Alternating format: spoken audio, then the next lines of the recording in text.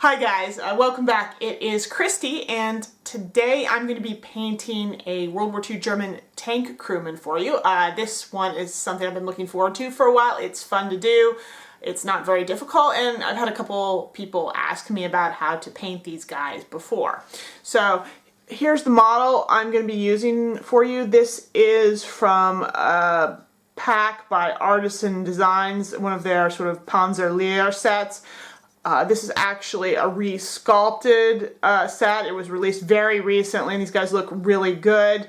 I really recommend you check them out. They are definitely an improvement over the older models that they made for this. So the only other thing I really want to say about these tank crewmen is to tell you to be a little bit cautious about how you use them. If you look at the German army as a whole, you have to remember that these guys were kind of a relatively small kind of percentage of it, and they were performing a very skilled, specialized function, driving their tanks. So you wouldn't really have seen them out very much, kind of walking around on the ground fighting with infantry weapons like the guy I just showed you is. That's just going to be very, very bizarre. So unless you are playing a very specific kind of specialized scenario, or you're rocking some kind of really crazy late war, mixed force thing where the Germans just started throwing everybody that they had left in together, you're probably not going to be seeing very many of these, in a normal sort of force. So just be careful about that. Because if you put too many of these guys in your army, it's going to not really be very believable in most cases. But that being said, if you are able to work them in, you do have a way that you can plausibly use them. They certainly make a sort of a very attractive addition to your army, and they're certainly going to add a lot of sort of nice variation to the look of your force. Okay, so as usual, to start out with, here are all of the paints you're going to need for this model, and of course this does not include whatever you need for painting the face and the hands. So of course your first step with a model like this is obviously going to be to base coat at least the uniform with black. I of course did undercoat with black paint too, but you want to put another layer over top because the normal black paint is going to be matter, and there's probably going to be dings and scratches in the surface that are going to need to be covered up.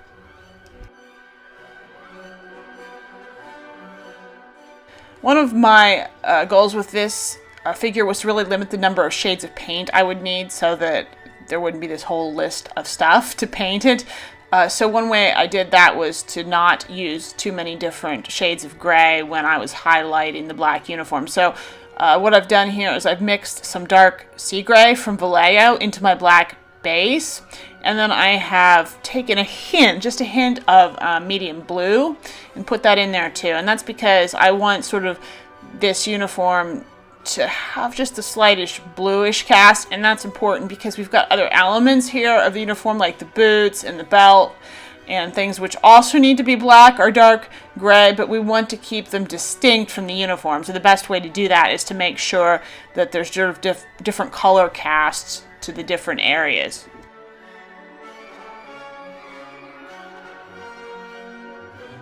Because the number of paints I decided to use was so limited, the highlighting process is pretty straightforward. I just made another highlight layer here by mixing a little bit more of the dark sea gray in, and again I keep adding a little bit of blue each time I lighten the color just to make sure I don't lose that blue tint, but at the same time you have to be careful not to overdo it and put too much in there so it gets really distinctly blue looking. You don't really want that either. You can see at this point I'm really starting to focus this gray on sort of the highlight layers of the clothing, the tops of wrinkles and folds and stuff as usual. And because this is at least theoretically supposed to be a black uniform, we need to be careful to keep our sort of color steps very subtle here, very slight, and even our top layer, we're going to not want it to get too bright so that this looks too much gray and not enough black anymore.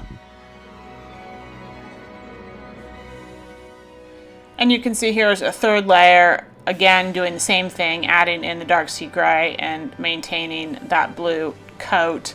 This is sort of my last really sort of overall highlight layer where I'm applying it pretty generously. You can see that I am maintaining pure black and down in some of the wrinkles and folds. I've started to do that a little bit more recently, really trying to push sort of a really higher contrast between the dark sort of shadows and the high tones. I think it looks better. It can be a little trickier to pull it off to get that right, especially in the areas where you've got a transition between that really dark shadow and the light highlight. But if you can, if you can get it to work, you're ultimately going to get a better, more dramatically lit looking model. Sort of the final highlight I used here was almost just pure dark sea gray. I might have put a tiny bit of black into it, and of course there's that blue in there again. And I'm really using this sort of almost like an edge highlight just along the collar and the cuffs, and really wherever there's sort of a sharp crease in the uniform, I sort of line carefully the inside edge, sort of where it touches a very dark area, because you'll see that a lot with these creases, and it's what I've noticed a lot of like a very well painted models have, or what a lot of good painters do. They use that high highlight color to emphasize the division between a light crease and a sort of a dark under crease. They cut that in with a very sharp thin line of a very light color. Now, even though the Panzer crew wore sort of a special uniform, they tended to wear sort of the typical field issue blouse underneath, and that was kind of in the same colors as you'd expect from a normal German uniform. And you can see on this guy that he's also got his cuffs rolled up, so you get to see a little bit more of that shirt. So I'm base coating the cuffs and the collar using German camouflage dark green. I'm also going to use that same color to base coat his gas mask canister and his mess bag. I'm then going to start highlighting those areas, and what I've done to sort of start with is I've taken some German field gray World War II, I've mixed a little bit of it into my dark green. I'm going to start sort of layering that onto all of those areas, and then I'm just going to continue that a little bit further by just adding in a little bit more field gray. You can kind of build up as many layers doing that as you want, and at some point you're just going to want to switch over to just pure German field gray World War II, which is usually kind of the sort of default sort of medium tone that I like to see on sort of a normal German uniform or pieces of standard equipment.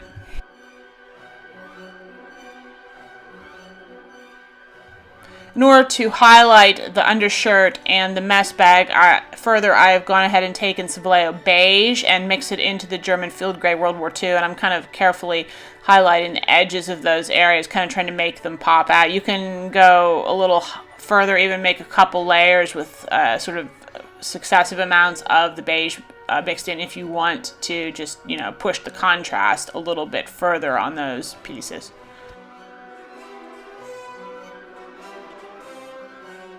I'm giving the gas mask canister a slightly different treatment when it comes to highlighting, just because I like the color of it to be a bit distinct. So I'm using here German camouflage bright green, and I've mixed a bit of it into the German camouflage dark green, and I'm applying that as my initial highlight here. You have to be a little bit careful painting these just because of all those little ribbed fins in there. They actually could drive me kind of crazy because you want to carefully line all of those but still leave dark paint down in between. And then I'm going to go ahead and move on to just kind of pure German camouflage bright green, or almost pure. You probably don't want to go 100% with this because it'll just be too bright and garish, but I just maybe tone it down with a little bit of the darker paint, and then just kind of layer it kind of thinly over those areas where you want there to be sort of extra emphasis. Normally these canisters actually wouldn't have been this shade of green. They probably would have been closer to the field gray or dark green color, but I often do this just because otherwise I feel like everything looks too samey with the color palette, and I want to be able to differentiate this thing a little bit.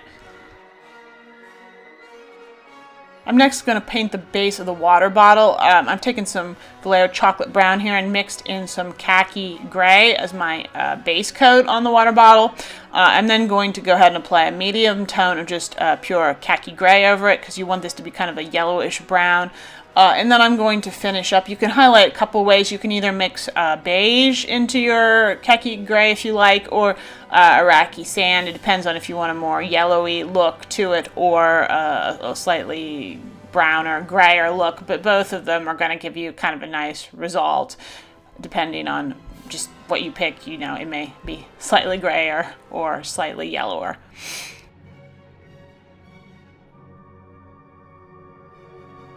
I'm then going to start working on the black leather areas of the model, and as I said, it's very important for me that these stay somewhat distinct looking from the uniform gray. So what I'm doing here is I'm using the same colors because, again, I want to keep that palette limited. So I'm taking black here again, and I'm cutting it with the dark sea gray.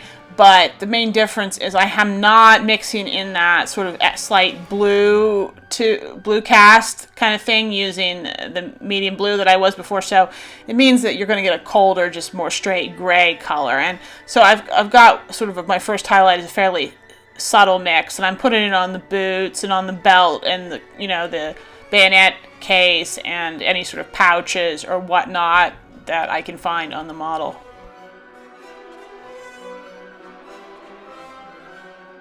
Highlighting then is a pretty straightforward process on these areas. It's really just a question of mixing in more of the dark sort of sea gray and just in very sort of gradual layers and building up, and especially on the boots where you've got lots of little detail areas and separate parts, just very kind of carefully using the lighter shades to sort of define and pick out the edges of those areas. And that really goes the same for the belts and pouches and those kinds of things.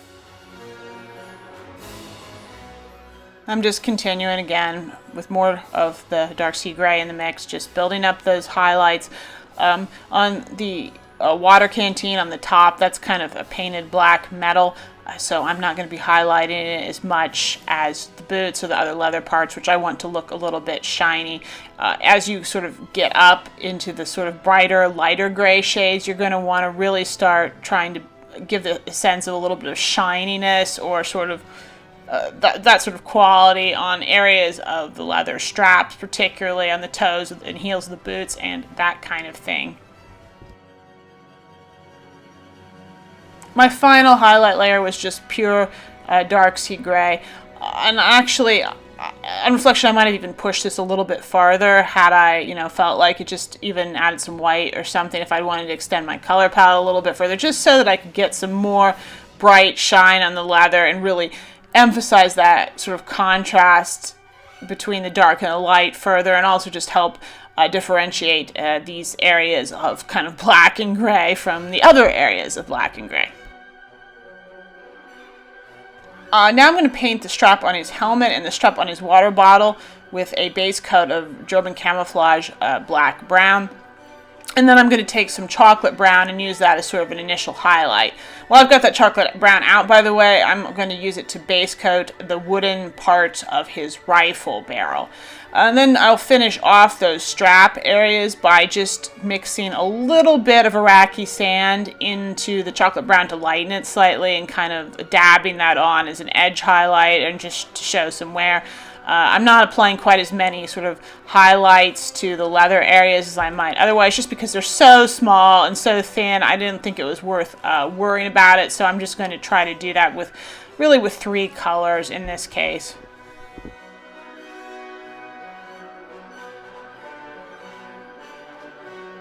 Now, one of the sort of distinct features of pretty much all German armor crew and tank crew included is that they have this pink piping around their collar and also along their epaulets. I have taken here some Citadel Mephiston red, and I'm very carefully lining the collar. Now you can see here I made a mistake and I lined the collar too far down. That trim should really stop at the first notch in his collar. It shouldn't go all the way down the front, and you'll see in the sort of the next clip that I will have corrected that and covered up that red that shouldn't be all the way down the front. But so you know that's wrong, and I will fix it. Once I base coated it with that red, I then made a pink shade just by taking that beige and mixing it into the red until I had a nice pink shade. And it makes for a nice raspberry hue, which I like. It's not too baby pink. It's a little, I don't know, it's just a nicer shade. And then I'm just gonna carefully go back over those lines, you know, and so that I get, you know, a nice, smooth, even pink line all the way around.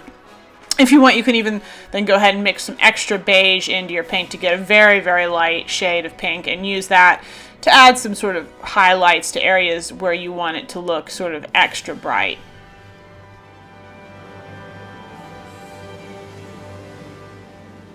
I'm then going to go ahead and continue highlighting the rifle stock here. I mixed some khaki gray into my chocolate brown, and I'm using that to apply sort of a more overall highlight. You can see I apply it towards the top and then blend it out, and I apply a couple layers just so I can get maximum kind of coverage here, especially since the khaki gray is a bit of a transparent color and it does need to be built up. I then finished off by taking just pure khaki gray and again layering that on, building it up, and just again focusing more and more on the edges and less sort of around the bottom, until the sort of your ultimate goal is just to have a very sharp, definite sort of line of color just sort of along the top. I then went and took some more pure khaki gray here, and I'm going to use that to base coat the cover on his helmet. I'm going to apply sort of a mixture here of khaki gray and Iraqi sand as a sort of another really definite edge highlight along the sort of parts of his rifle stock, because I didn't feel like it was quite extreme enough in the contrast. And I'm going to use that same color to apply a first highlight to his camouflage helmet cover. So I'm going to be picking out all the sort of separate areas of fabric and just leaving that darker base color around the edges of the tabs and the seams and stuff like that. And I'm going to do more highlighting on the helmet cover, but I just want to do one layer at this point and not go any further, because we're going to apply a lot of other sort of color blocks over the top, and you don't want to waste your time highlighting areas that you're going to paint a different shade. And by the way, I'm sorry if you can't really see what I'm doing very well here. It's extremely difficult for me to kind of paint the top of his helmet or his hat and hold the mini in a way so that it's also still in frame for you to watch. Since I'm going to just assume this is a normal Wehrmacht tank crewman, he's going to get your typical Wehrmacht splinter pattern on his helmet. So I'm blocking in areas first of German camouflage black-brown and sort of the typical splintery shape you'd expect. And this is going to be, again, a brown dominant pattern, so there's going to be more and bigger areas of the brown. And then I'm going to take that extra dark camouflage green color that I also kind of used earlier to block in smaller jaggy areas of green on the helmet. And I'm not going to talk very much about painting this pattern because I've covered splinter pattern painting extensively in a whole bunch of other videos, so if you want to see more about that, you can look there. Here I am sort of doing more highlighting on the splinter pattern. For example, I'm highlighting those brown areas by taking some chocolate brown that I've lightened a little bit with Iraqi sand. And the green areas I'm highlighted by mixing in quite a lot of the German camouflage bright green and kind of going over those areas. And then I just lightened the base itself with further layers of highlight where it's kind of still showing by mixing in, again, a lot more Iraqi sand into sort of the initial highlight color I had. And if that doesn't feel like it's enough, you can then even add in a bit more beige to make it even lighter and just get even sort of more bright effects where you need them.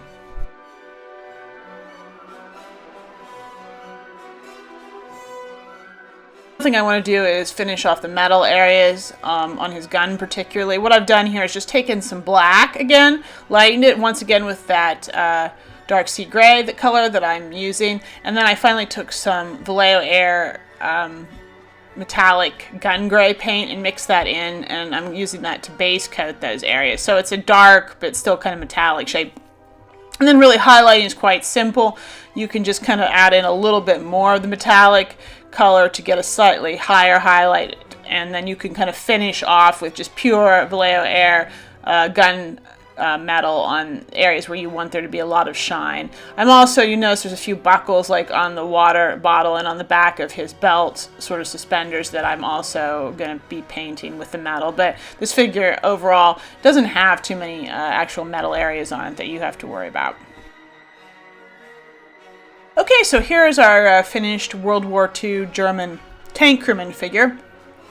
As I expected, this figure was fast, it was easy, it was a lot of fun to paint, and I think I probably really banged him out in about 3 hours or less, which is probably fast even for me, but I think it's really, I've painted so many German models by now that I've gotten really kind of quick at it, even though I hadn't really done any specifically tank crewmen before. It still seems to go very, very quick for me.